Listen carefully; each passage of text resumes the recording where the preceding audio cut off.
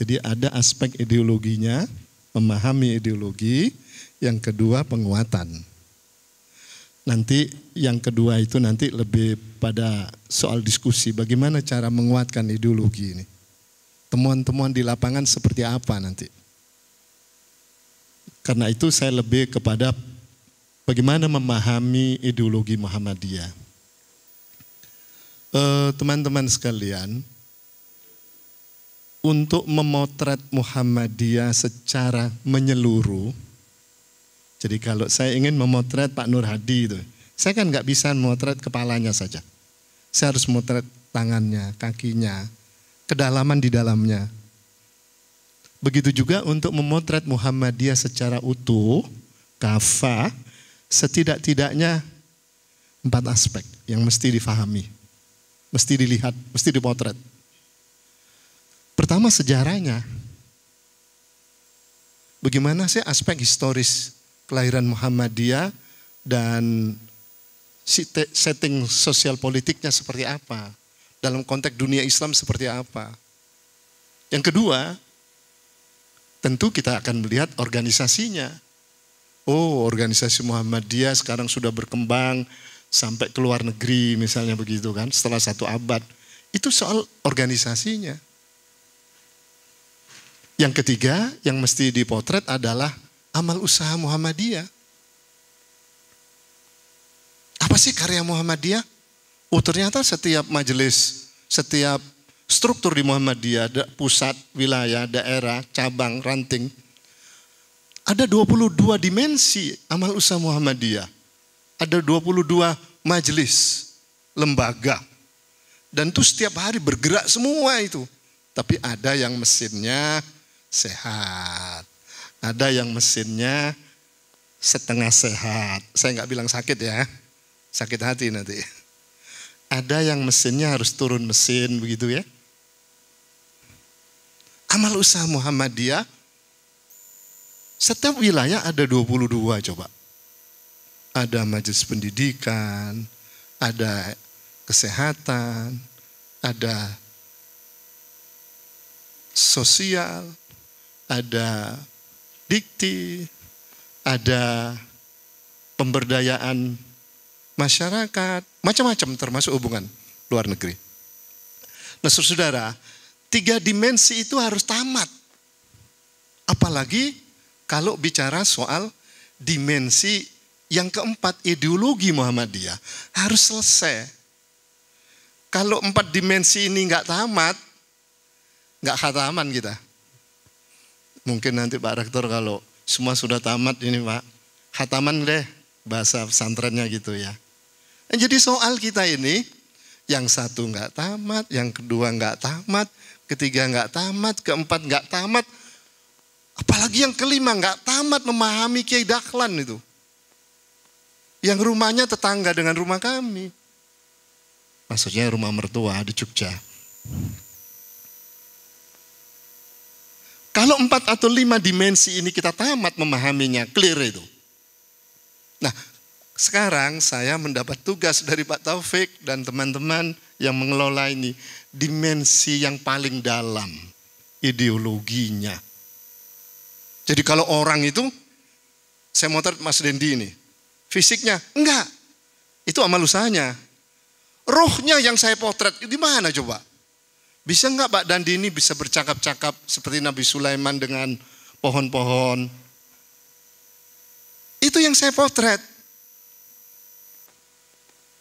Nah sekarang saya diberi mandat untuk memotret ideologi Muhammadiyah.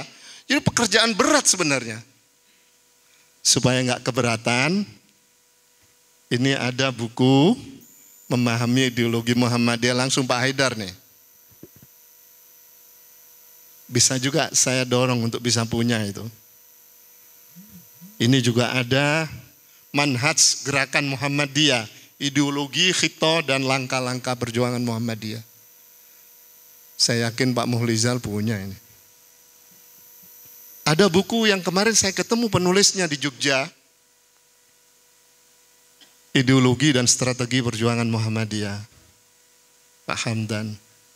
Kalau punya 3 ini, menurut saya memadai deh. Memadai. Tapi kalau nggak punya, yang dilihat Muhammadiyah itu kulitnya aja kacau ini. Baik. Udah deal ya sampai di situ. Nah, bicara soal ideologi nggak bisa kita lepas dengan sayap strategi perjuangan Muhammadiyah. Jadi ada ideologi, ada strategi perjuangan ideologi. Nah, strategi perjuangan ideologi itu udah banyak kawan-kawan yang menulis itu. Termasuk disertasi saya tentang strategi perjuangan Muhammadiyah ini. Saya neliti 10 tahun lebih ini.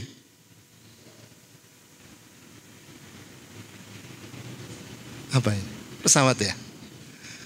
Mudah-mudahan narasumbernya turun ini. Belum diturunkan ilmu langsung shoot ke sini. Sebelum S3 saya nulis tentang strategi perjuangan Muhammadiyah tadi. Soal pergeseran politik Muhammadiyah. Saya pertahankan di UNER. Ada nggak teman saya di UNER ini? Oh, Pak Rifai. Oke. Waktu itu saya di Jakarta, di UIN, sama di UI, saya nulis soal Masyumi. Ini bicara strategi perjuangan. Bagaimana Masyumi bergerak dan di situ ada 72% tokoh-tokoh Muhammadiyah zaman itu. Belum diungkap banyak orang. Saya terpanggil tuh menulis ini. Tapi sebelumnya saya nulis orang yang saya banggakan, Ketua Umum BP Muhammadiyah, Kiai Haji Mas Mansur, bicara strategi juga. Yang menikahkan Soekarno dengan Bu Fatmawati ini orangnya. Oke. What is ideologi? Sistem faham. Sistem faham. Jadi sebuah faham yang sangat mendasar, tapi merupakan satu sistem, satu kesatuan. Di mana ada dokumen itu? Jangan-jangan pemahaman saya, atau pemahaman Pak Haidar, bukan. Atau pemahaman Pak Taufik, Pak Nazar, bukan. Itu keputusan resmi Muhammadiyah. Sidang Tanir tahun 51. Yang itu diputuskannya, dan buku itu namanya Muqaddimah Anggaran Dasar Muhammadiyah. Di dalam Muqaddimah Anggaran Dasar Muhammadiyah ini ada anggaran rumah tangga Muhammadiyah. Anggaran rumah tangga Muhammadiyah itu yang terakhir, ketok palunya di ruangan ini, tahun 19 itu. Sidang Tanwir kemarin itu memutuskan anggaran rumah tangga Muhammadiyah dan itu lahir dari rahim UMB tahun 19. Sudah dimuat di sini. Coba. Sangat monumental itu. Ini yang perlu kita harus bangga ya. Nah, saudara-saudara, ada anggaran dasar, ada anggaran rumah tangga. Ada muqaddimahnya, Al-Fatihahnya. Nah, Al-Fatihahnya atau muqaddimahnya itu menjelaskan tentang sistem faham ideologi Muhammadiyah. Ada 7 pokok pikiran. Yang kalau kita kelompokkan, cuma 2. Satu ideologi, yang kedua strategi perjuangan. Seperti apa ini ideologinya? Seperti apa strateginya? Nanti kita diskusi lebih jauh, saya kasih poin-poin saja. Saya tadi tanya, ada slide nggak? Nggak sempat. Baru memutuskan itu jam 10 tadi ya Pak Taufik ya. Itu pun masih didatangi ketua dan sekretaris PDM kota, jalan rumah sakit. 2 jam itu di rumah. Baru setelah itu saya fokus menyiapkan. Saudara-saudara, apa sih pentingnya memahami ideologi Muhammadiyah yang ada di dalam Muqaddimah Anggaran Dasar Muhammadiyah ini? Walaupun nanti juga ada pengembangan di dalam kepribadian Muhammadiyah yang tahun 61 lahirnya. Kalau ini tadi lahir 51. Ini yang lalu lalang jadi peserta ya? Oh gitu. Mudah-mudahan pengantar saya bisa disambung. Kalau enggak nyambung itu. Oke. Ki Bagus Hadikusumo, Ketua PP Muhammadiyah di awal kemerdekaan. Setelah Ki Haji Mas Mansur memimpin Muhammadiyah, tahun 43 Ki Haji Mas Mansur selesai, diganti Ki Bagus. Ki Bagus sampai tahun 50-an. Jadi dia ikut merancang soal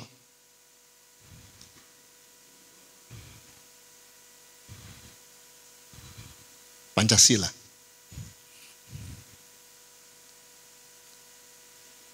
Coba bayangkan Bapak Ibu, tanggal 15, 16, 17, 18, 19, 20,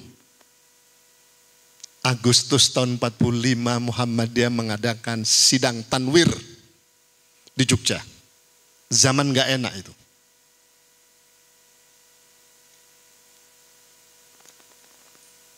Begitu kemerdekaan tahun 17, Ki Bagus ditarik ke Jakarta, sidang ditunda.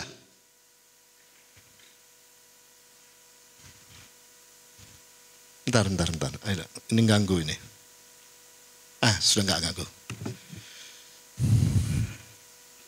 Ki Bagus pesan kepada peserta seluruh Indonesia, jangan pulang sebelum saya pulang dari Jakarta.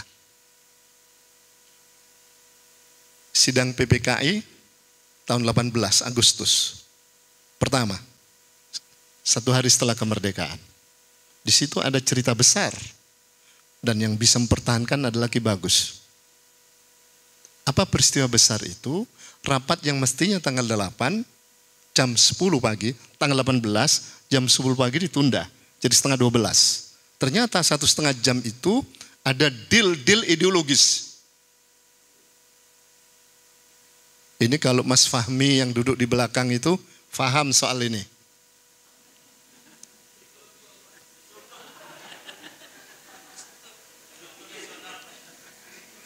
Saya sebenarnya mau belajar sama beliau nih. Tanggal 18 Agustus, 77 tahun yang lalu, peristiwa 7 kata Pancasila itu kan sudah disepakati tanggal 16 Juli itu di BPUPKI. Perdebatannya hidup dan mati itu. Kelompok nasionalis, kelompok Islam itu. Tapi komprominya clear. Pancasila itu ketuhanan dengan kewajiban menjalankan syariat Islam bagi pemeluk-pemeluknya. Kedua, ketiga, keempat, kelima, clear. Tapi tahun 18, tanggal 18 Agustus 45, yang tadi Ki Bagus hadir sebagai anggota PPKI, sidang pertama, ternyata ada kelompok Indonesia bagian timur cenderung memisahkan diri kalau 7 kata dengan kewajiban menjalankan syariat Islam bagi pemeluk-pemeluknya itu kalau tidak diganti, dia nggak mau bergabung. Dan itu disampaikan ke Pak Hatta. Pak Hatta melobi tokoh-tokoh agama. Saya tanya sama Gus Dur waktu Gus Dur masih hidup. Gus, orang tua Anda, Kiai Wahid Hasim, tanggal 18 ada di mana? Orang tua saya kalau bulan Ramadan, itu bulan Ramadan ya. Biasanya memimpin ngaji kitab kuning, Bulughul Maram. Jadi saya pastikan ayahku tidak di Jakarta. Itu pengakuan Gus Dur. Dan itu saya tulis di dalam buku saya. Gerak Politik Muhammadiyah Al-Masyumi.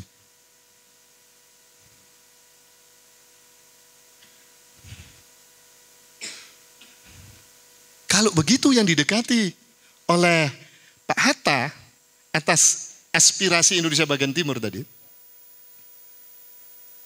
tokoh Islam yang lain terutama dari Muhammadiyah dan Ki Bagus yang didekati, Ketua Umum PP Muhammadiyah loh. Ki Bagus bertahan mati-matian tidak bisa. Karena ini sudah disepakati dalam sidang pleno BPUPKI tanggal 16 ya Mas Fahmi, Juli ya. Sudah itu, agreement. Oleh 60 orang. 60 atau 62? BPUPKI. 62 ya. Di situ ada Kiai Haji Mas Mansur. Di situ ada Pak Kahar Muzakir yang terkenal Piagam Jakarta itu. Dan seterusnya termasuk. Yang jadi soal kemudian, Ki Bagus bertahan, nggak kalah, pinter Pak Hatta ini.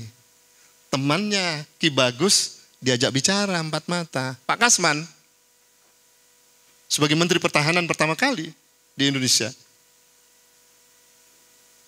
bisa nggak melunakkan hatinya Ki Bagus Kasman? Kenapa Bung Hatta?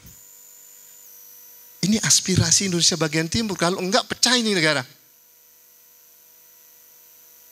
Mulailah Pak Kasman melakukan pendekatan sama Ki Bagus. Ki, kita sama-sama di Muhammadiyah. Kemerdekaan baru sehari loh ini. Belanda, waktu Pak Kasman ngasih pengajian di Mualimin, waktu itu saya datang, karena masuk dalam ruangan saya. Pak Kasman bilang begini, Ki, situasinya sekarang itu masih genting. Belanda masih tingil-tingil katanya. Jepang tongol-tongol katanya. Itu bahasa Ki Bagus yang saya masih terngiang-ngiang itu. Bahasa Pak Kasman waktu memberi ceramah pada kami. Tahun 74-an lah. Itu saya sudah sekolah di Jogja itu. Bukankah ini undang-undang dasar dan Pancasila sementara? Dan situasi di luar itu sangat genting. Bisa nggak Ki Bagus menurunkan 7 kata diperbolehkan? Mulai mikir, nanti kita ganti Ki, nanti sama-sama kita perjuangkan. Oke, karena ini sementara, it's okay. Tapi diganti dulu 3 kata. 7 kata diganti 3 kata. Yang Maha Esa.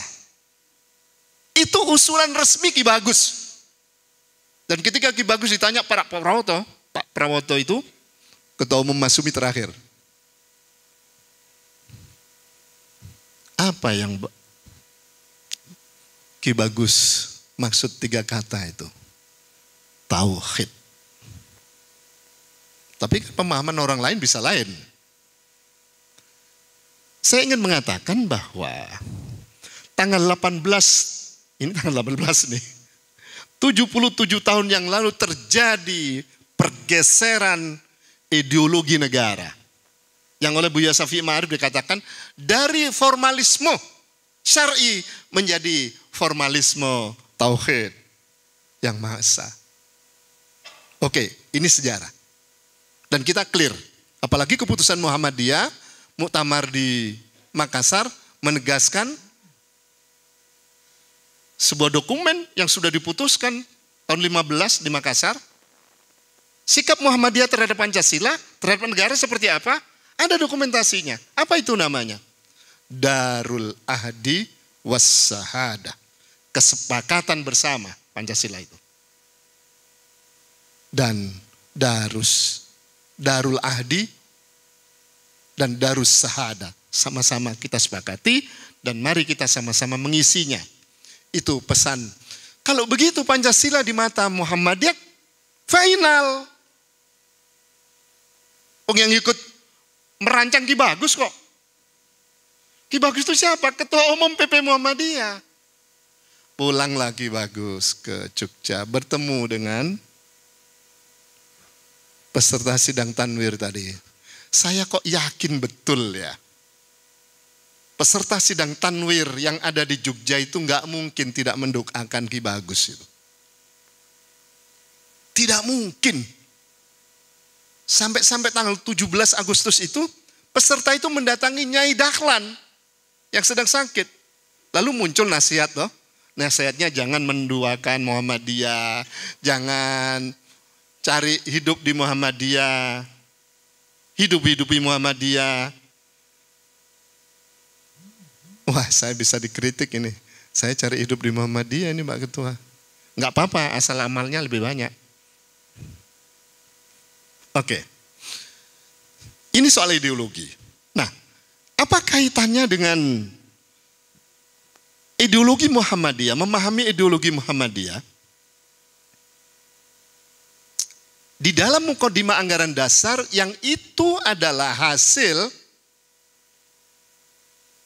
kalau di buku ini disebut hasil sorotan, hasil pemahaman Kiai Dahlan tentang Islam.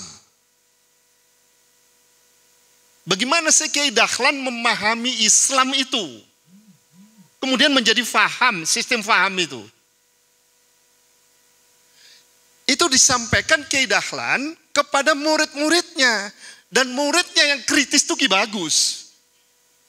Ki Bagus sangat kritis. Saya tahu persis karena guru saya adalah muridnya Ki Bagus. Siapa dia? Gurunya Pak Muhlizal juga itu. Kiai Jindar Tamimi. Dan saya belajar ideologi Muhammadiyah dari dia. Ketika saya tanya, Pak Jindar mohon maaf, jangan-jangan itu pemahaman, itu karya atau pikiran Ki Bagus? Oh enggak, saya tahu tentang Ki Bagus.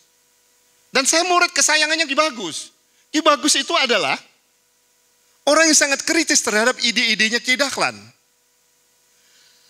Jadi ini hasil kesimpulan Ki Bagus tentang pikiran-pikiran besar, pikiran-pikiran dasar yang menjadi sistem lahirnya Muhammadiyah. Dari Kiai Dahlan. Nah rumusannya itu.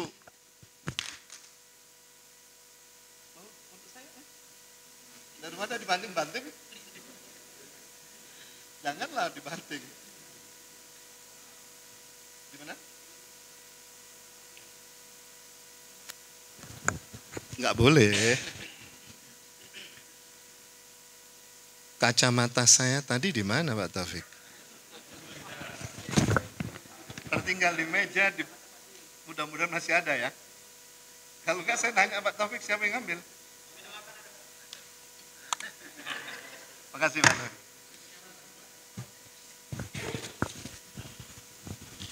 Ada 7 pokok pikiran di dalam mukadimah anggaran dasar ini. Saya ringkas saja. Yang 1 sampai 4 itu menyangkut ideologi Muhammadiyah.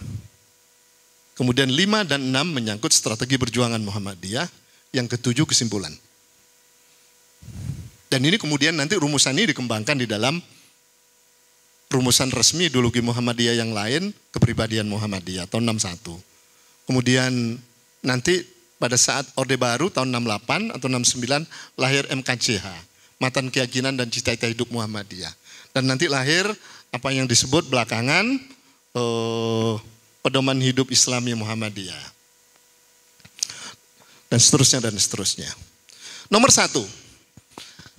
Muhammadiyah itu, kata Kiai Dahlan, harus merefleksikan semua pikiran, gerak-gerik orang Muhammadiyah itu orang yang bertauhid original. Ini istilah saya, original.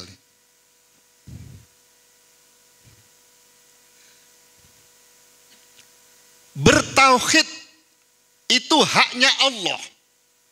Ketuhanan itu haknya Allah, bukan haknya manusia. Dalam statement mukadimah ini. Manusia nggak berhak untuk mengambil posisi itu. Ketuhanan itu haknya Allah. Karena itu kita harus bertuhan kepada Allah. Kemudian beribadah kepada Allah. Dan tunduk dan taat kepada Allah. Itu pokok pikiran pertama di dalam mukadimah anggaran dasar Muhammadiyah. Pikiran Kiai Dahlan yang dirumuskan kembali oleh Ki Bagus. Kemudian dibawa di dalam sidang tanwir. Itu yang diputuskan. Jadi kandungan mukadimah anggaran dasar Muhammadiyah itu nomor 1. Hidup itu bertauhid. Oh tadi Pak Amin, Pak Rektor, kita harus bangga dengan Muhammadiyah. Kita harus bangga dengan amal usaha Muhammadiyah ini. Kita harus bangga dengan UMB ini. Kita harus bangga dengan amal usaha Muhammadiyah yang lain. Statement saya ulangi 3 tahun yang lalu. Saya bangga dengan Muhammadiyah. Tapi saya lebih bangga lagi kalau orang-orang Muhammadiyah ini bertauhid original. Tauhidnya Ki Dahlan. Tauhidnya yang berfungsi. Fungsional. Tauhid yang original itu apa? Mengenal Allah secara genuine.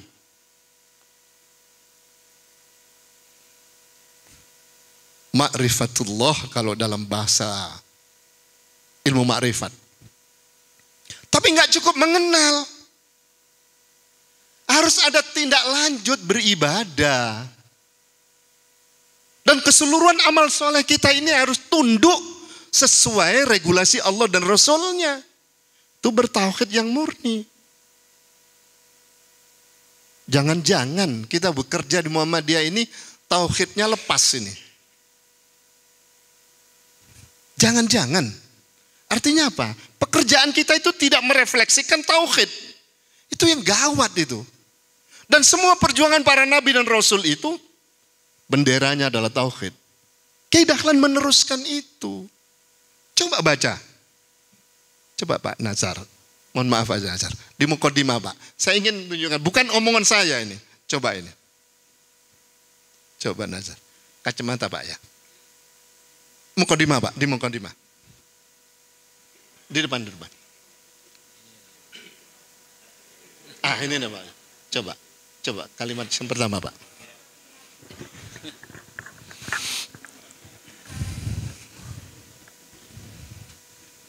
Izin nih Pak ya. Iya Pak. Raditu billahi robba. Itu pendahuluannya. Pendahuluan. Amma ba'du. Amma ba'du. Bismillahirrahmanirrahim. Alhamdulillahi rabbil alamin. Oke, belas terus itu Al-Fatihah. Terus sampai Al-Fatihah. Kemudian amma ba'du, bahwa sesungguhnya ketuhanan itu adalah hak Allah semata-mata. Bertuhan dan beribadah serta tunduk dan taat kepada Allah adalah satu-satunya ketentuan yang wajib atas tiap-tiap makhluk, terutama manusia. Oke, saya ringkas ini. Ini dokumen resmi loh, bukan saya bikin-bikin itu. Jadi soal ketuhanan itu haknya Allah dan sikap kita harus bertuhan kepada Allah yang esa itu dalam perspektif negara atau dalam perspektif qul huwallahu ahad. Tapi kemudian kita harus beribadah dan taat dan tunduk kepada Allah. Saya ingin memberikan penguatan. Dalam surat Toha ayat 14 kalau nggak salah. Allah mengatakan innani anallah la ilaha illa ana fa'budni fa'aqimis sholata lidzikri. Sungguh aku ini bernama Allah. Deklarasi Allah itu begitu. Di dalam surat Toha itu. Innani anallah. Sungguh.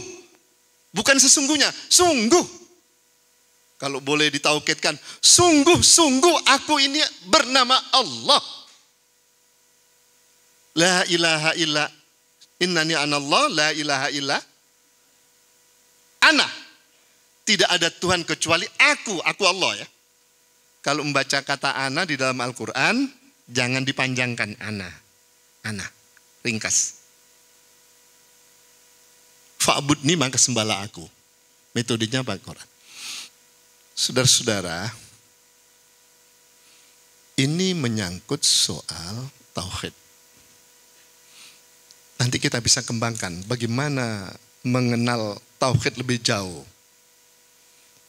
Percuma deh bekerja di Muhammadiyah kalau tauhid kita kobol-kobol lepas. Supaya nggak lepas, kata Pak Rektor, janganlah namanya Baitul Arqam 6 tahun sekali. 3 bulan sekali atau setahun setengah tahun sekali. Saya mengatakan bertauhid itu tiap malam harus diupdate. Caranya dengan beribadah. Sholat tahajud. Di sanalah kita bikin deklarasi diri sama Tuhan. Ya Allah, Anta Robbi, Engkau Tuhanku. Dan aku pasrahkan hidupku ini selamanya seutuhnya hanya Engkau. Coba yang sudah pernah umroh atau haji, lihat Ka'bah itu. Bajunya apa namanya? Kiswa. Itu ada tulisan di ujung dan di ujung. Sangat tauhidi sekali. Rabbi Allah. Tuhanku hanya Allah. Di ujung ada tulisan Hasbi Allah. Cukuplah Allah mengambil alih semua urusanku. Dalam sekali itu. Coba cek itu Mas Dandi. Tulisan Rabbi Allah. Di kiswa itu. Di ujungnya Hasbi Allah. Coba tengah malam. Habis sholat tahajud. Bikin deklarasi diri kita. Bikin komitmen diri kita kepada Allah. Rabbi Allah. Hasbi Allah. Rabbi Allah. Hasbi Allah. Rabbi Allah, hasbi Allah, Rabbi Allah, hasbi Allah. Kalau menggunakan bahasa ini Pak. Di sini ada katakan, raditu billahi robba. Sama. Cuma karena judulnya Pak Taufik ini ngasih penguatan, saya kuatkan. Deklarasi, raditu billahi robba. Boleh. Kata-kata itu ada di sini.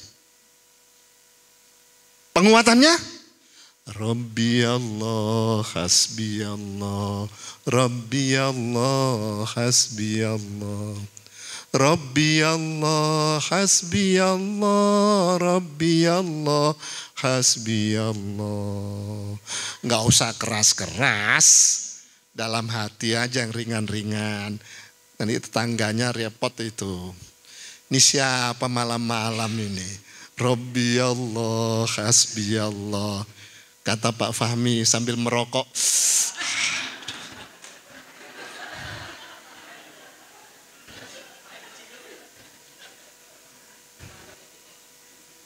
Pak Fahmi sudah usia berapa ini? Nah, berapa Pak? 40-an. Yang pasti-pasti saja Pak. Begini Pak Fahmi, statement saya ya Pak.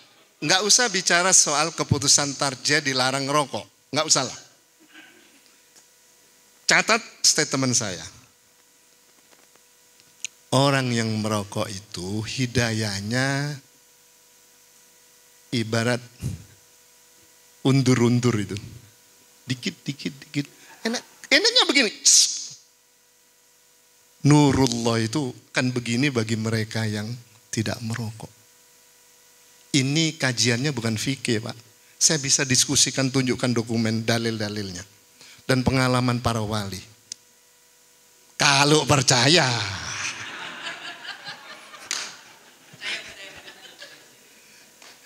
Saya tidak mengatakan orang yang merokok nggak dapat hidayah, enggak. Dapat, cuma lambat Pak. Kalau mau cepat selesai nanti S3-nya. Baik, Bapak Ibu sekalian, cobalah malam-malam itu dikuatkan tauhidnya setelah tahajud. Raditu billahi robba. Atau Rabbi Allah, hasbi Allah. Saya umroh Ramadan kemarin saya perhatikan itu. Ka'bah itu kok ada tulisan sangat tauhidi ini. Allah Tuhanku. Raditu, aku ridho Allah Tuhanku. Sama kan? Hasbi Allah, cukuplah semua persoalan yang kuhadapi diambil alih Allah. Cobalah malam-malam. Yang saya omongkan itu bukan ilmu logika. Praktekkan, buktikan nanti pengaruhnya terhadap kehidupan sehari-hari. Saya dengan Pak Tahu itu menghadapi segunung persoalan tiap hari. Nggak gentar itu. Selalu ada solusi, dikatakan Pak Amin tadi. Dalam surat At-Tolak, sebenarnya ayatnya 234, Jisamsu. Ayat Jisamsu, Mas Fahmi.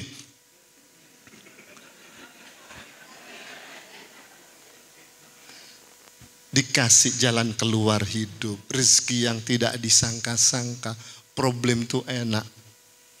Sebenarnya saya mau ngasih password ini. Ilmu yang pernah diturunkan kepada Nabi Musa. Pernah turunkan kepada Nabi Isa. Pernah turunkan Zulkarnain. Dan pernah juga diturunkan kepada Rasulullah SAW. Terutama pada saat perang Badar. Pak Amin menyebut-nyebut tuh. 313 melawan 1000 bisa menang itu. Ada passwordnya itu. Dan sangat tauhidi. Mau kasih, saya kasih, mau? Dan itu diproyeksi dalam kehidupan sehari-hari yang sulit-sulit itu. Dan itu melampaui logika. Kalau mau, kalau enggak ya saya teruskan dulu.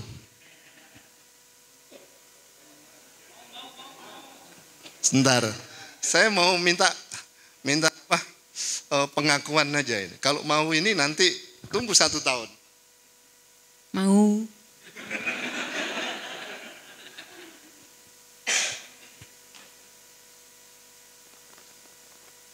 Alif Lam Mim La ilaha illallah War-Rahmanur Rahim. Cukup. Alif Lam Mim La ilaha illallah War-Rahmanur Rahim. Ada yang salah? Artinya? Sangat tauhidi kan?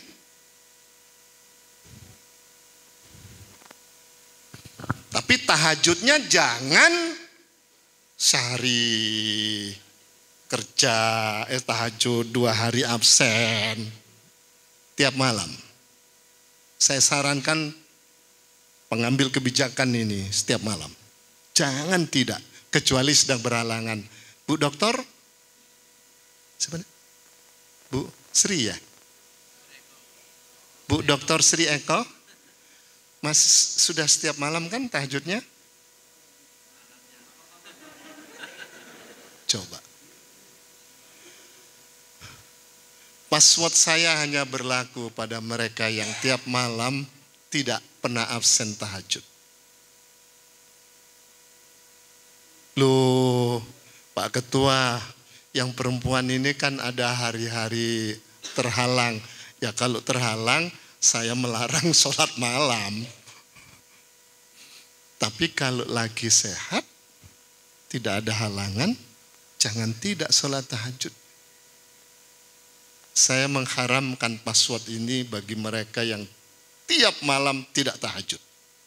Catat itu.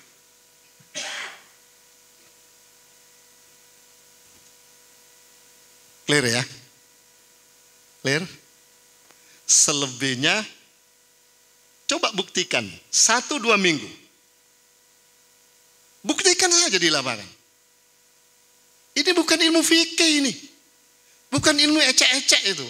Tanya mereka yang haji itu. Saya kasih masukan dari sini. Tanya aja pengalaman. Ilmu tauhid yang fungsional. Baik. Yang kedua. Saya langsung.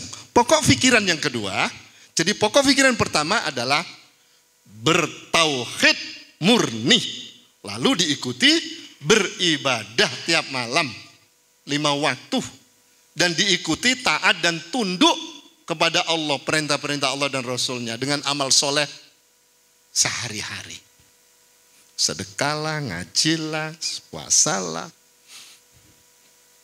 Disuruh Pak Taufik sabar. Tadi ke-10 ya Pak Taufik. Kalau saya sabar, syukur, tiap malam harus diupdate.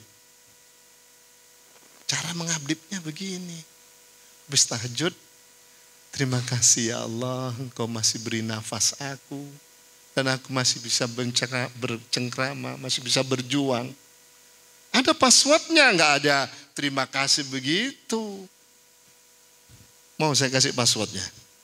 Iya, nanti di akhir diingatkan ya. Dan semuanya tauhidi, bukan ecek-ecek. Yang kedua, pokok pikiran yang kedua di dalam mukadimah anggaran dasar ini, pikiran Kiai Dahlan yang dirumuskan ulang oleh Ki Bagus, kemudian disepakati di dalam sidang Tanwir tahun 51. Hidup manusia itu harus bermasyarakat. Nilai seseorang itu setelah berinteraksi dengan masyarakat dan memberikan guidance terhadap masyarakat. Yang sering saya katakan Pak Kasmir, mau sukses tangan di atas. Mau sukses tauhidnya clear. Bermasyarakat itu sunnatullah. Dan kita tidak bisa untuk jauh dari masyarakat. Karena itu ini penting Pak Taufik yang hadir di sini, terutama yang belum ini. Pulang dari sini mesti dicatat ini tinggal di RT mana, ranting mana, dan cabang mana, dan mesti harus berperan di situ. Nggak ada artinya kita ini cari makan untuk diri sendiri.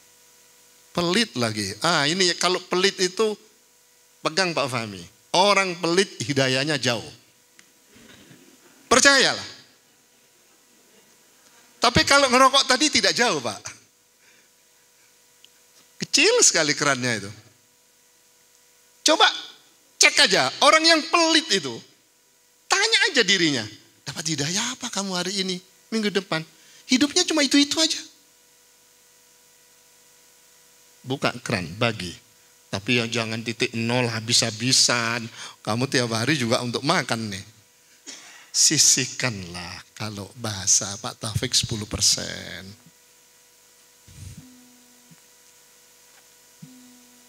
Jadi menurut Kiai Dahlan, hidup itu harus bermasyarakat.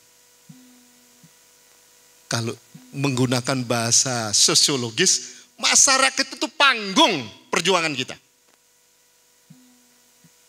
Masyarakat kampus. Jangan sampai kita yang menciptakan soal. Di mana-mana selalu menciptakan masalah. Habis itu tinggal lari.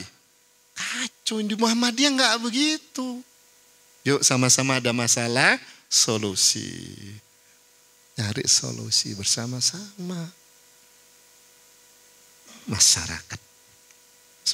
Yang ketiga, masyarakat itu harus dibimbing, diarahkan, di-guidance dengan menu namanya ajaran Islam.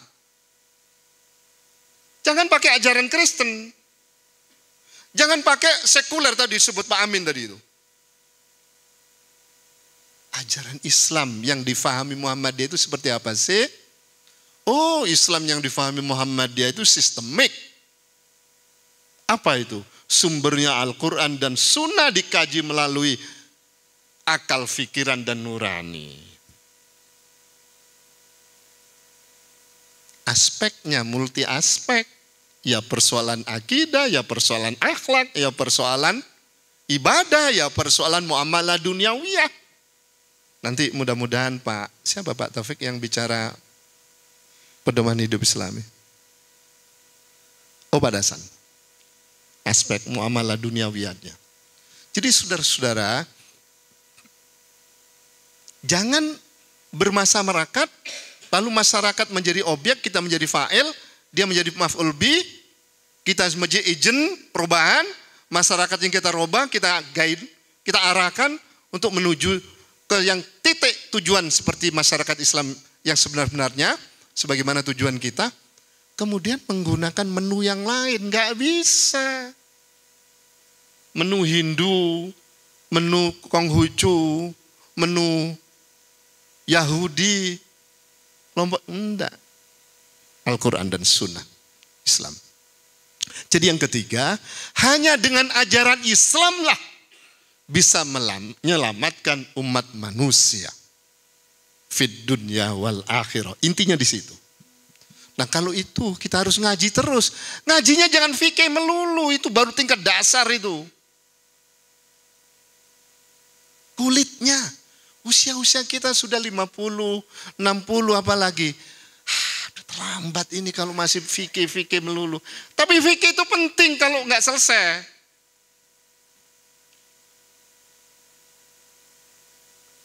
Jangan terjebak ke fikih melulu. Fikih penting, tapi kita harus mi'rad naik. Mudah-mudahan kepemimpinan Pak Susni nanti ada orang yang bisa menyerahkan banyak hal ini ke depan ini. Tapi Bapak Ibu diajak untuk jalan agak cepat. Kalau enggak, saya cuma terbayang aja usia 40, 50, 60 belum dapat hidayah maksimal nih, khawatir saya. Nggak bisa pulang sama Allah ini. Mati sih mati, tapi rohnya nggak bisa pulang, itu loh yang kacau itu. Apa ada jaminan saya bisa pulang? Enggak ada, tapi saya ikhtiar gitu. Kan innalillahi wa inna ilaihi rajiun kan? Rojiunnya itu loh. Apalagi kalau pemahamannya Pak Taufik ini. Pulang itu nggak harus difahami meninggal itu. Ketika sedang hidup ini bisa pulang rohnya kepada Allah, bisa mi'raj.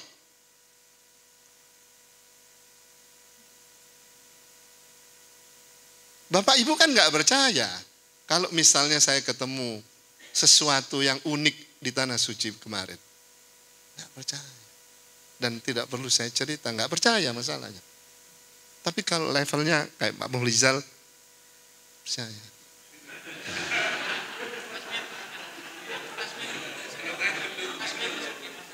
Di bawah Pak Muhlizar, Pak Kasmir.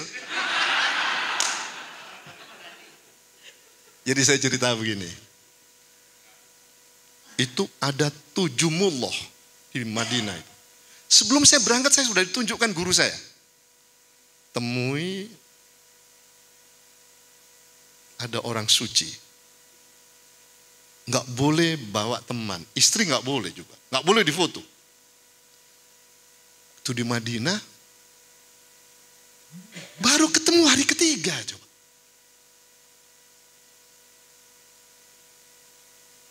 Saya anggap itu berkah aja.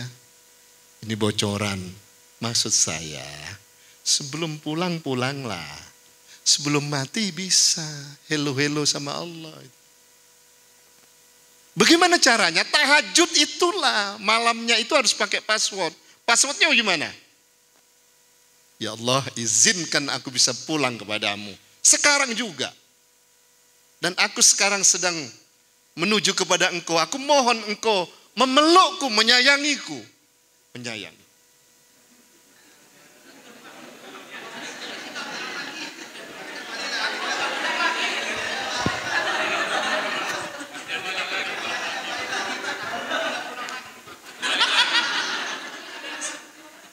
Bukan dalam pengertian lepas rohnya.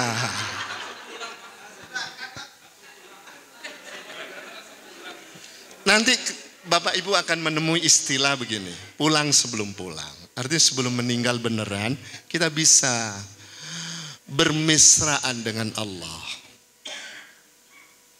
Yang diutak-utak soal materi saja, soal duit melulu, kapan bisa ketemu sama Allah ini? Itu penting buat saya, instrumen aja. Rasulullah, saya pernah menggoda Rasulullah di Mekah, di Madinah itu. Nggak pakai sholawat.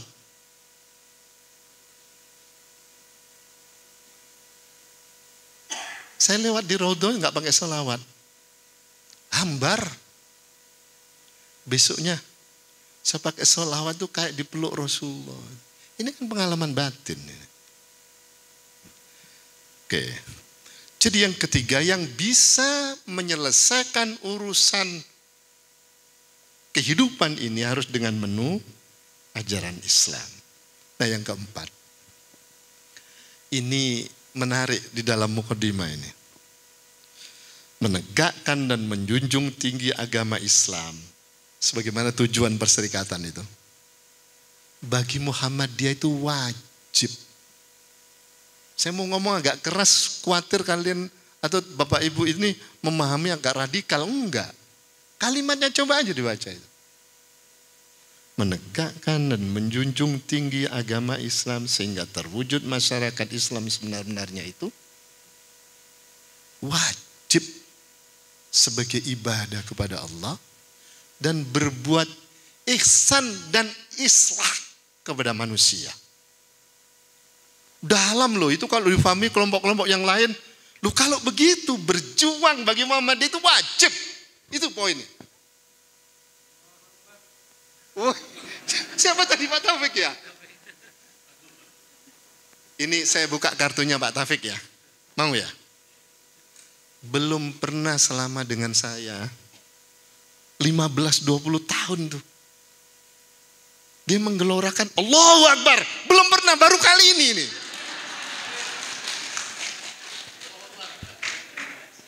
Masalahnya begini, selama ini kita memahami barangkali ya.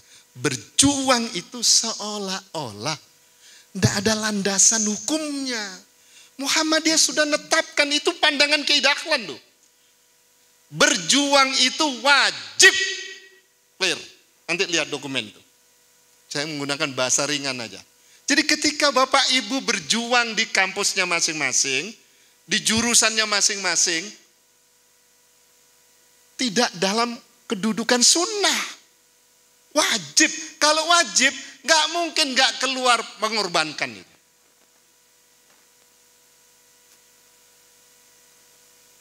Kalau di Muhammadiyah itu mengorbankan bukan hanya jiwanya, ya hartanya. Bagi saya PNS sebulan habis tuh biasa itu. Tapi ketika pergi butuh uang ada gitu aja. Rekeningnya tengok aja rekening saya paling 1 juta, 5 juta paling banyak. Tapi begitu ayo umroh ada gitu loh.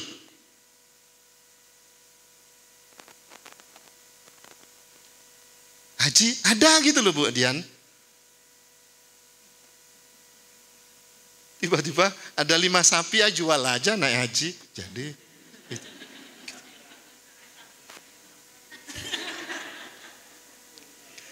Jadi tolong difahami pokok pikiran keempat ini. Jarang orang tahu. Ternyata ideologi Muhammadiyah menempatkan berjuang itu fisabilillah itu wajib. Bukan sunnah. Dan itu konsekuensinya harus berpikir serius. Harus berjuang serius. Berkorban juga nggak tanggung-tanggung. Jangan sampai kemudian kita di Muhammadiyah ini malah justru jadi kendala, sumber masalah. Seharusnya ikut sama-sama menyelesaikan masalah.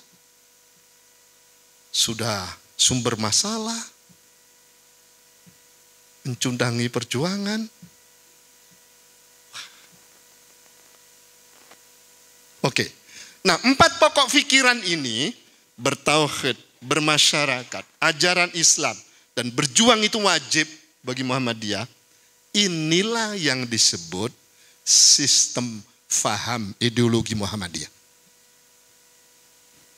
Bagaimana caranya memperjuangkan itu, Pak? Dokumen resmi loh ini. Ada 2. Tidak ada cara lain kecuali ittiba, mengikuti perjuangan para nabi yang suci. Disebut para nabi yang suci.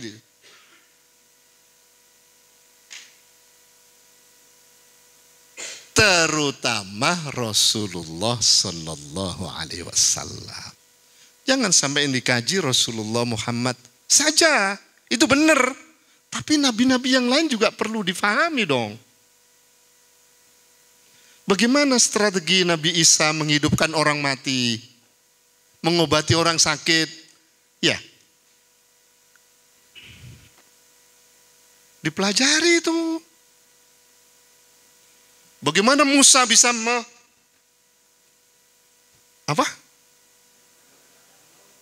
laut dengan tongkatnya itu?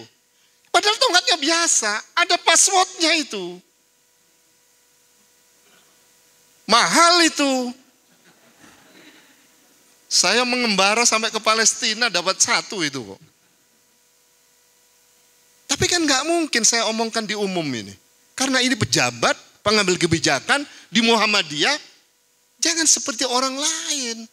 Harus punya sesuatu. Kalau enggak, terpelanting kita berjuang di Muhammadiyah ini.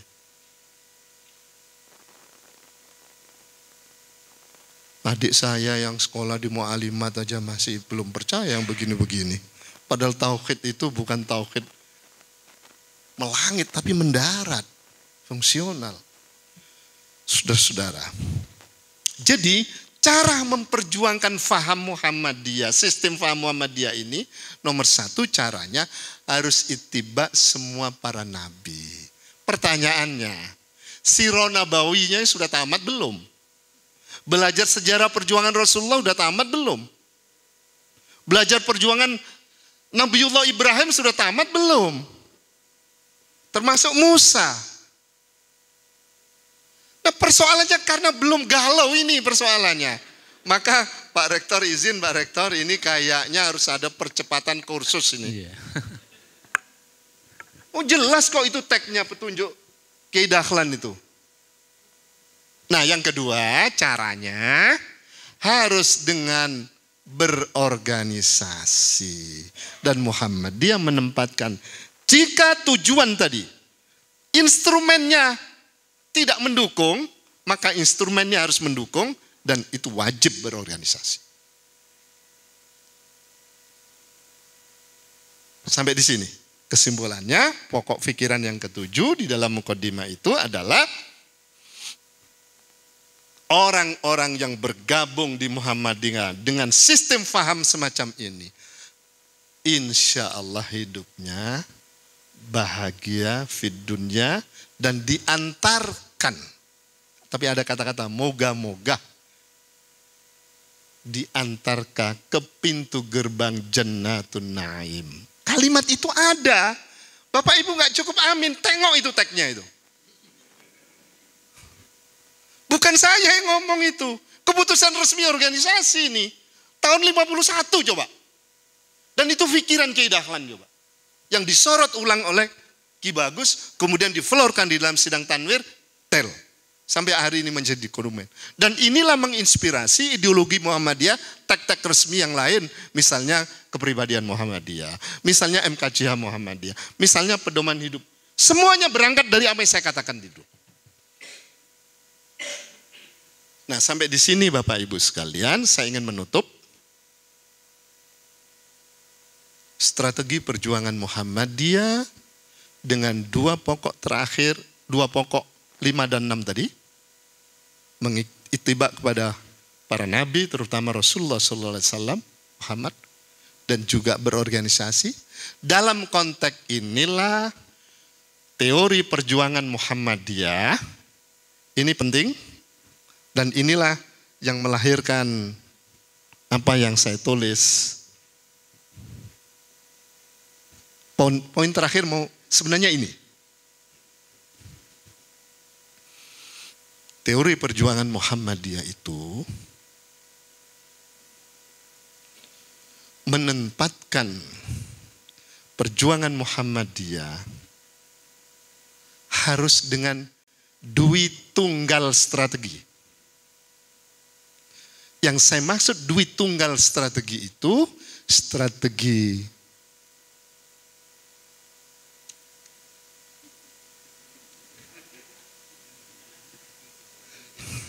Oke.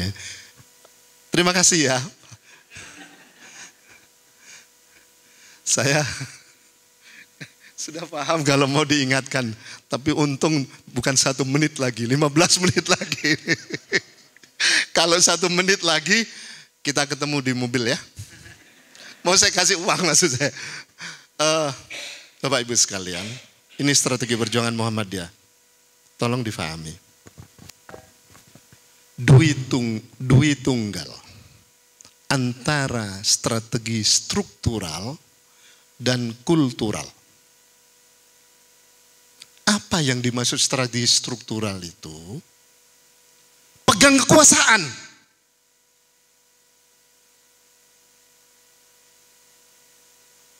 Dan itu hanya bagi mereka kader-kader perserikatan yang punya libido politik yang tinggi. Dan harus konsultasi sama pimpinan. Terlalu banyak orang-orang Muhammadiyah di sana. Dan kita terus komunikasi. Apakah di DPD, DPR provinsi, DPR pusat, kabupaten kota, tetap kita bangun. Yang kedua, strategi perjuangan kultural. Kultural itu apa? Menangani masyarakat, membimbing masyarakat secara direct, langsung. Dan Muhammadiyah secara kelembagaan men-choice secara sadar jalur kedua ini. Apakah jalur yang pertama Muhammadiyah tidak mengambil pilihan yang original? Enggak, di sana tadi saya katakan teori perjuangan Dwi Tunggal ya. Tapi Muhammadiyah secara kelembagaan memilih jalur kultural, membimbing umat secara langsung. Lahirlah perguruan tinggi yang masuk kita bimbing, penanganan langsung. Kesehatan juga begitu. Orang sedang kena musibah, MDMC turun misalnya. Lazismu turun misalnya. Ini pendekatan strategi perjuangan kultural. Keputusan Muhammadiyah yang sampai sekarang masih dipakai adalah yang ketiga. Secara struktural, kultural, dan yang ketiga Muhammadiyah tetap memberikan warna terhadap kebijakan politik pemerintahan. Bukan kebijakan politik partai politik, bukan. Jadi misalnya begini, kita dekat-dekat dengan Pak Wali Kota, memberi masukan, dekat dengan Pak Gubernur, itu hitonya dibenarkan. Tapi atas nama institusi ya, bukan atas nama Saifullah, bukan atas nama Pak Taufik, atas nama institusi. Jadi kalau kemarin itu mendukung calon itu kebijakan institusi. Dan itu ada dasarnya. Bukan ngawur. Walaupun saya laporan sama Pak Ketum itu. Pak Ketum lapor dukungan PWM terhadap calon pilkada, alhamdulillah membuahkan hasil yang positif terpilih. Senyum Pak Ketum. Oh ya, tapi Pak Ketua bagaimana kalau kemarin kalah? Saya jawab begini Pak Adi. Kami tidak mengada-ngada Pak Ketua. Inilah realitasnya, kami menang. Andai kata, kalah gimana? Kami nggak pakai andai kata, saya bilang gitu. Ketawa aja Pak Ketum itu. Jadi saudara, garis perjuangan kita yang struktural, partai politik, kita dorong kader-kader personal kita. Person ya, bukan kelembagaan. Yang kelembagaan langsung menangani persoalan umat secara langsung, tetapi kebijakan pemerintah, kebijakan negara, Muhammadiyah harus bisa mewarnai. Paham? Nah, yang terakhir ini jarang dibaca orang. Kebetulan aja saya didorong Pak Taufik, teliti itu Pak Ketua. Saya teliti, buahnya ini nih. Dan poinnya cuma itu tuh. Saya kira ini nggak sampai 15 menit. Halo, mana tadi? Ya. Saya serahkan kepada Pak. Jadi kesimpulannya nanti ya? Nanti ya? Ya. Jadi ada 7 pokok pikiran di dalam Mukadimah Anggaran Dasar itu yang merupakan sistem faham ideologi Muhammadiyah. Baik menyangkut ideal maupun menyangkut strategi. Dan tadi di strategi sudah saya ulas persoalan direct, indirect, dan semi-direct, indirect. Baik, saya kira itu. Mudah-mudahan ada manfaatnya. Saya kembalikan ke Pak Nazar. Terima kasih Pak. Ya, terima kasih Pak Dr. Saifullah yang telah memaparkan berkaitan dengan penguatan ideologi Muhammadiyah yang sangat perlu. Yang tadi paparkan tentang yang keempat tadi, perjuangan. Yang perjuangan itu saya ingat di surat At-Taubah ayat 20 itu Pak. Ya, yang bunyinya innallazi na'amanu wajahadu wahajaru fi sabilillah bi amwalihim. Nah itu Kiai Haji Ahmad Dahlan mengutip di situ ayat itu mungkin dijadikan sebagai penguat di sana. Oleh karena itu Al-Jar ayat 15. Manu. Iya. Tapi semangatnya sama ya. Dengan Taubah tadi ayat 20. Baik Bapak Ibu sekalian, ada waktu 10 menit. Jadi tanya jawab. Saya beri kesempatan penanya sebelah kiri dan nanti sebelah kanan. Jadi bagi satu-satu dulu Pak. Nah, silakan Pak Dandi.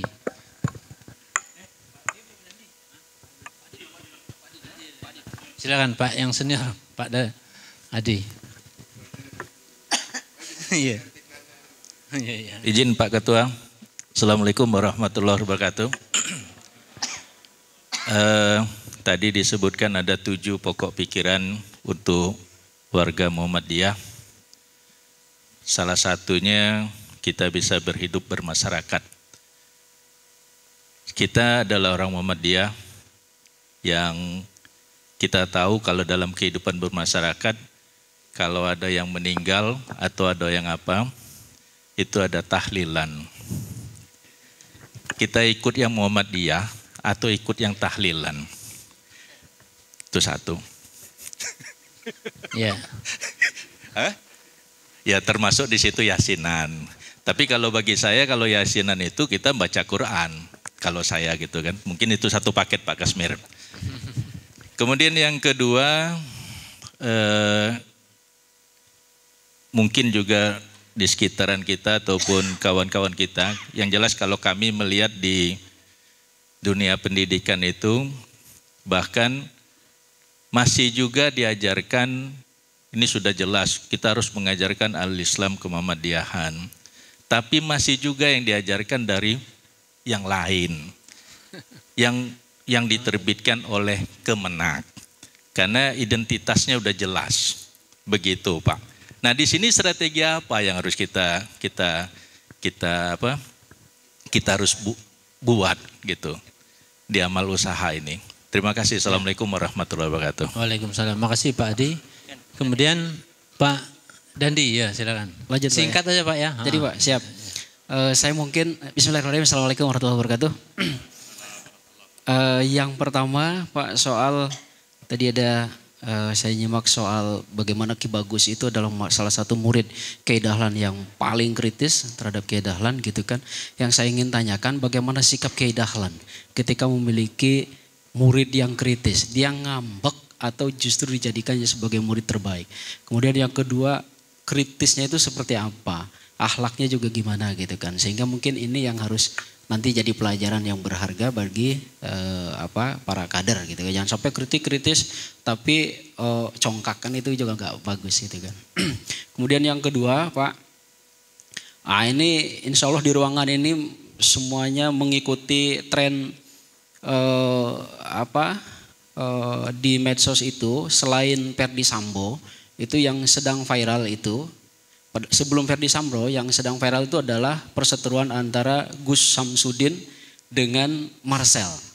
Nah ini mohon maaf yang belum nyimak ini sudah nyebut semua nih. Jadi antara pemilik Padepokan Nurjat Sejati dengan Padepokan atau Pesulap Merah. Nah itu. Sampai pada kesimpulan bahwa yang dilakukan oleh Pesulap Merah yang mengungkap bahwa Gus Samsudin itu menggunakan topeng atau menggunakan Islam sebagai topeng, dia sebagai dukun atau sebagai penipu gitu ya, dibongkar oleh Pesulap Merah. Yang ternyata setelah ditelusuri lebih jauh, Pesulap Merah ini dulu juga pernah mondok. Pada akhirnya ada menyimpulkan, saya share di grup PWM kemarin, itu juga saya temukan pengakuan itu di grup Muhammadiyah di Facebook. Jadi ada yang mengakui bahwa inilah kader dakwah masa kini yang terus secara konsisten melawan tahayul, bid'ah dan khurafat. Jadi yang jadi pertanyaan saya itu, di mana posisi Muhammadiyah ketika dulu kita mengakui bahwa Muhammadiyah itu adalah salah satunya melakukan verifikasi, pemurnian akidah, tauhid, kemudian berkembang menjadi reformis. Nah, cuman kalau lihat lebih lanjut, ini tetap Pak, menurut saya kabur gitu kan. Di mana proses berkelanjutannya purifikasi reformasi ini, khususnya dalam bidang ketauhidan atau akidah, karena kalah viral oleh pesulap merah. Jadi dia berdakwah dengan menggunakan gaya pesulap, tapi isinya substansinya tuh memang betul-betul keislaman gitu kan. Nah, seperti mungkin itu Bapak yang mungkin menjadi pertanyaan saya akhir-akhir ini. Terima kasih Pak. Assalamualaikum warahmatullahi wabarakatuh. Waalaikumsalam warahmatullahi wabarakatuh. Cukup. Silakan Pak. Masih ada? Dap dulu ini, yang dua ini. Ya. Nanti ibu-ibu sudah ini.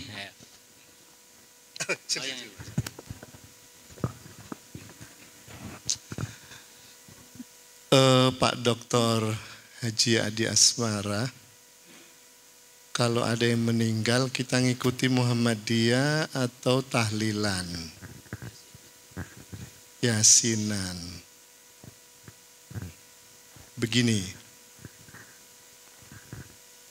keputusan tarjih itu kita pegang.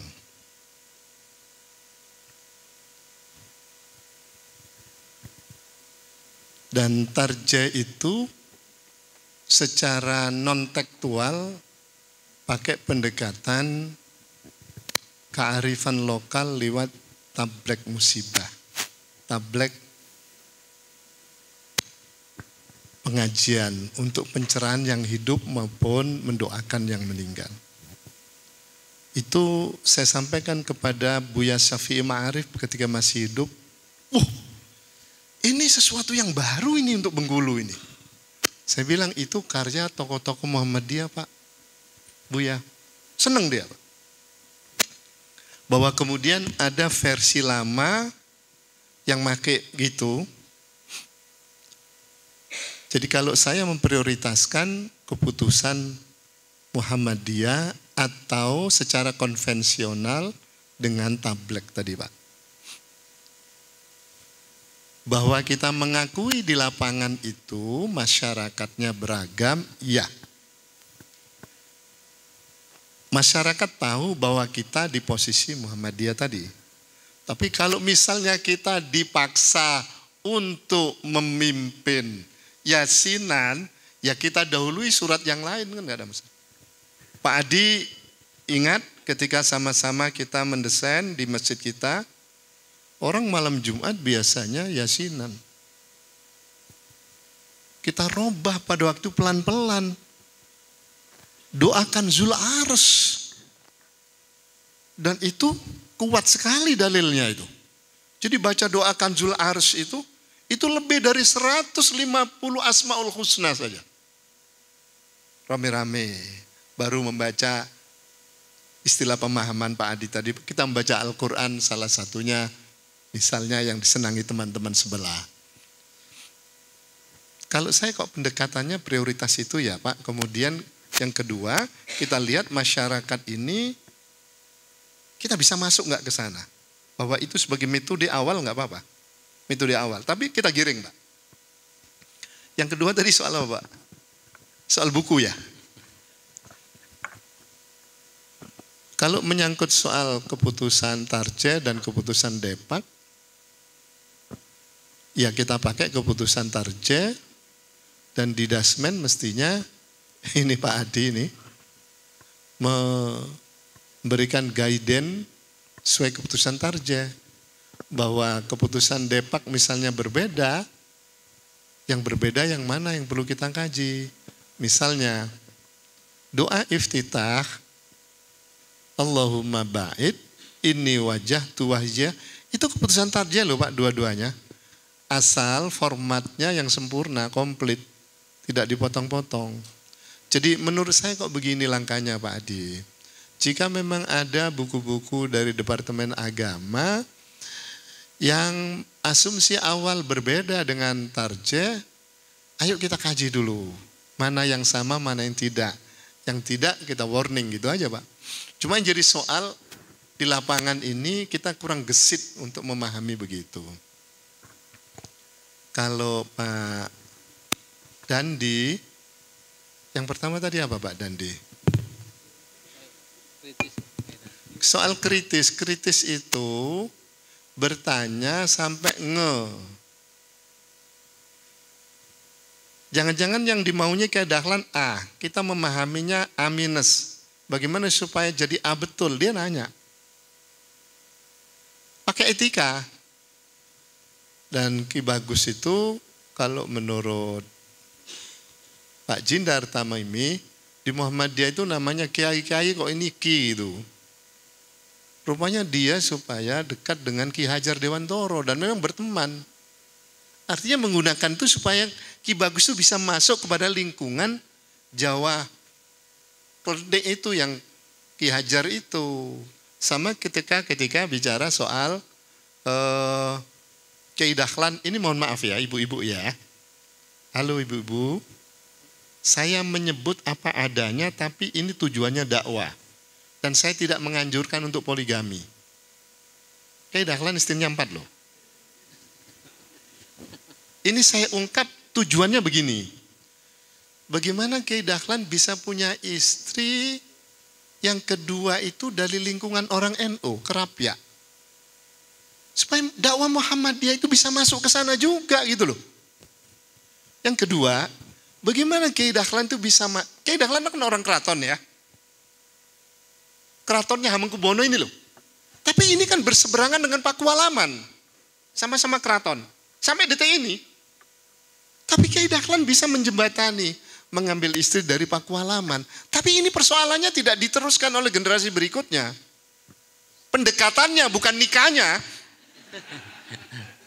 Jadi ini harus habis terakhir sebentar. Kenapa bisa menikahi orang Garut itu? Kan Jawa dengan Sunda itu nggak pernah ketemu. Kiai Dahlan merintis itu dan sekarang dikembangkan Pak Dandi itu.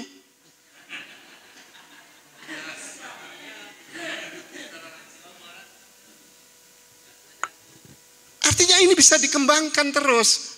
Saya akan melihat sampai akhir hayat mudah-mudahan duit tunggal tidak duit tanggal. Iya.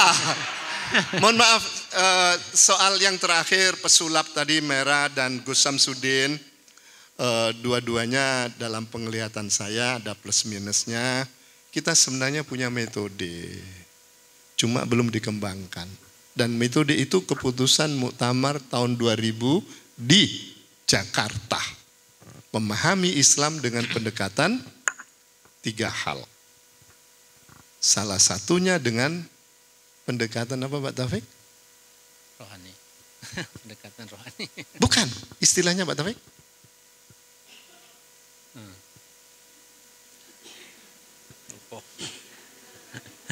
Al-Afidah. Jadi bukan itu. Jadi ini belum dikembangkan pendekatan istilah Pak Nazar dengan rohani.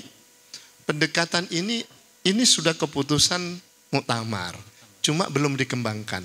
Kalau dikembangkan yang namanya pesulap Merah atau Gus Samsudin itu mohon maaf ya. Mohon maaf sekali. Kecil. Tapi persoalannya kan belum kita kembangkan itu. Baru person-person aja. Tanya saya sama Pak Muhlizal. Terima kasih. Ya, makasih Pak. Baik Bapak Ibu sekalian, waktunya sudah lewat 5 menit. Jadi mohon maaf untuk ibu-ibu bisa nanti konsultasi di luar forum saja. Jangan sendirian kata Bapak ya. Baik, acara kita sesi ini telah cukup ya. Insya Allah mudah-mudahan apa yang disampaikan Pak Dr. Saifullah bisa kita serap, bisa kita amalkan sesuai dengan kemampuan kita. Mari kita tutup pertemuan ini